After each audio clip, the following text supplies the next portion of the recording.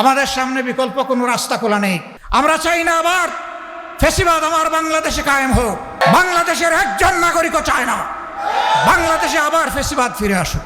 আমি যেমন গণভোটে হা ভোট চেয়েছি, জনাব তারেক রহমান তিনিও কিন্তু গণভোটে হা ভোট চেয়েছেন।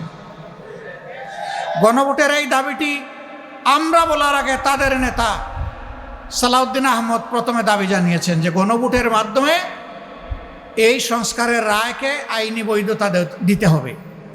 আমরা সমর্থন করেছি। ভোটের দিন পর্যন্ত আমাদের অবস্থান ছিল এক, এখন যারা সরকারি দল, এখন যারা বিরোধী দল, কিন্তু ভোটের রেজাল্ট হওয়ার পরে তারা বদলে গেছেন।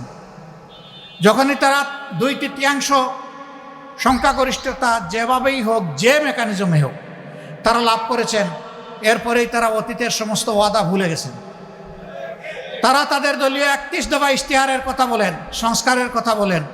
ওই দফার প্রথম দফা হচ্ছে তারা যদি সরকার গঠন করেন তাহলে তারা একটা সংস্কার কমিশন গঠন করে সংবিধানে ওই সমস্ত ধারাগুলোকে সংস্কার করবেন যে ধারাগুলো অতীতে সরকারকে ফ্যাসিবাদী বানিয়েছে।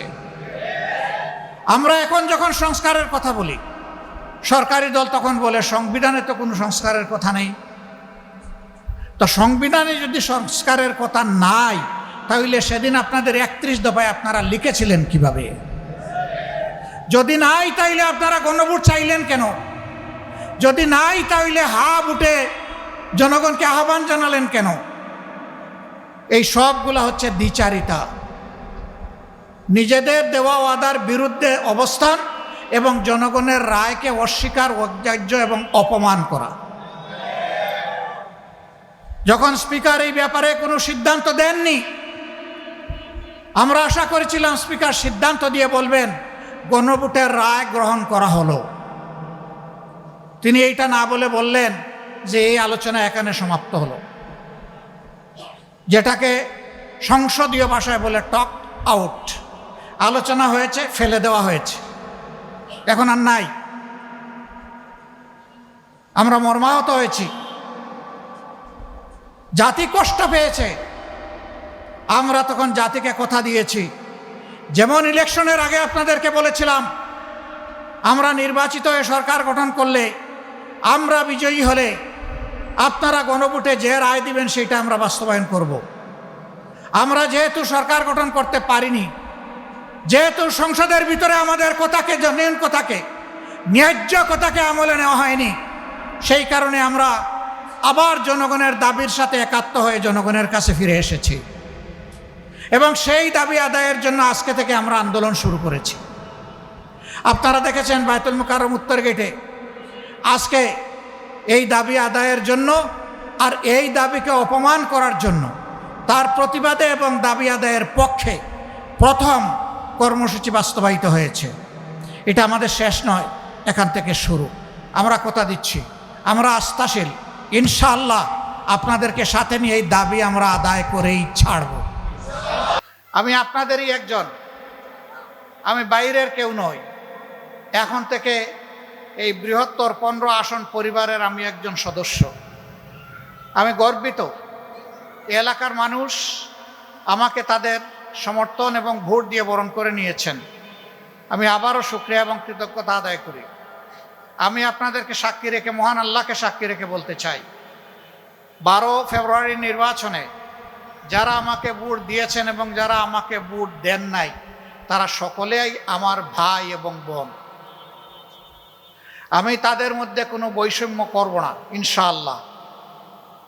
যার যেখানে যে হক, আমি তাদের সেই হকটুকু আদায় করার জন্য তাদের হয়ে লড়ে যাব ইনশাআল্লাহ।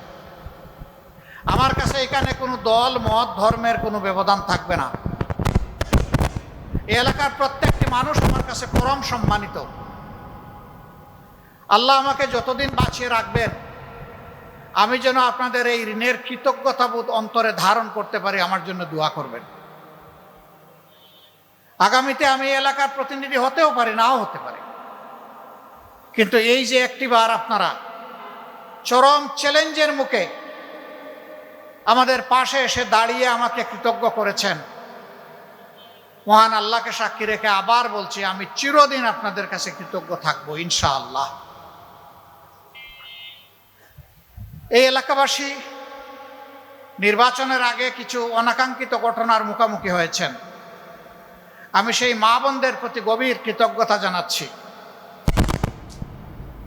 যাদেরকে আক্রমণের লক্ষ্যবস্তুতে না বুঝে আমার কিছু ভাই তারা করেছিলেন। আমি আমার বোনদের হয়ে তাদের সবাইকে ক্ষমা করে দিলাম। তাদেরও মা বোন আছেন। আমার অনুরোধ থাকবে, যেমনটা তাদের মাকে, আপন বোনকে সম্মান করবেন, আমরা এবং তারা সবাই মিলে সমাজের সমস্ত নারীদেরকে যেন অনুরূপ সম্মান করতে পারি। নারীরা মায়ের জাতি, তাদেরকে সম্মান করলে ইনশাল্লাহ আমরা সম্মানিত হব।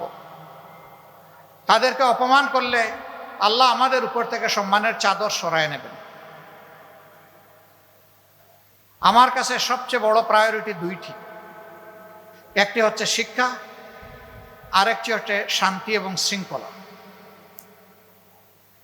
ঘরে বাইরে সর্বত্র শৃঙ্খলা ফিরিয়ে আনা হচ্ছে আমাদের দায়িত্ব। এটাই সরকারের কাজ। সরকারি দল যারা আছে তাদের প্রধান দায়িত্ব, আমরা বিরোধী দলে যারা আছি তাদেরকে কাজ দেখিয়ে দেওয়া আমাদের দায়িত্ব। জনগণের অধিকারের চৌকিদারি করা, পাহারাদারি করা আমাদের দায়িত্ব। জনগণের অধিকার লঙ্ঘিত হয় না বিরোধী দলদের দ্বারা, লঙ্ঘিত হয় সরকারের দ্বারা। সরকার যদি কোনো জায়গায় জনগণের অধিকার লঙ্ঘন করে, সেই জায়গায় ইতিবাচকভাবেই আমরা ধরিয়ে দিয়ে সহযোগিতা করব। আমাদের সহযোগিতা যদি সরকার গ্রহণ করে, আমরা সরকারকে ধন্যবাদ দেব। যদি আমরা সহযোগিতা করার চেষ্টা করার পর সরকার আমাদের সহযোগিতা গ্রহণ না করে, সংশোধন না হয়, মানুষের অধিকার এবং ক্ষতি করতেই থাকে, অধিকার কেড়ে নিয়ে, আমরা তখন প্রতিবাদ করব এবং প্রয়োজনে আমরা প্রতিরোধ করব। এটি আমাদের নৈতিক দায়িত্ব। এজন্যই আপনারা আমাদেরকে ভোট দিয়েছেন। আপনাদের এই ভোটের আমানত, এই অঙ্গীকার রক্ষা করা আমাদের জন্য ওয়াজিব। 2026 সালের 12 ফেব্রুয়ারির নির্বাচন এনে দিল।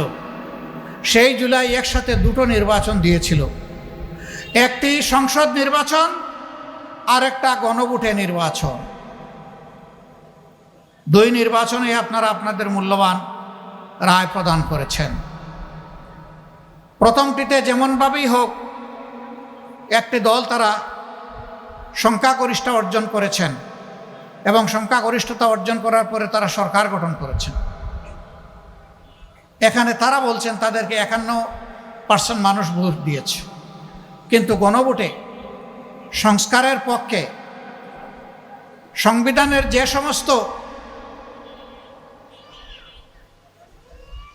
আইনের কারণে এতদিন জনগণ অধিকার হারাচ্ছিল, ফেসিবাদ কায়েম হয়েছিল, সেই জায়গাগুলো পরিবর্তন করে সংস্কার করার পক্ষে রায় দিয়েছে 68.1% মানুষ। এই গণভোটের গণরায় ইতিমধ্যেই সরকারি দল অস্বীকার করেছেন। আপনারা দেখেছেন সংসদে আপনাদের হয়ে আমি দাঁড়িয়েছিলাম, পয়েন্ট অফ অর্ডারে দাঁড়িয়ে জনগণের হয়ে আমি কথা বলেছি। মাননীয় স্পিকার আমাকে নোটিশ দিতে বলেছিলেন, কার্যপ্রণালী বিধির 62 বিধিতে আমি নোটিশ দিয়েছি। এটা গ্রহণ করে 2 ঘন্টা আলোচনা হয়েছে।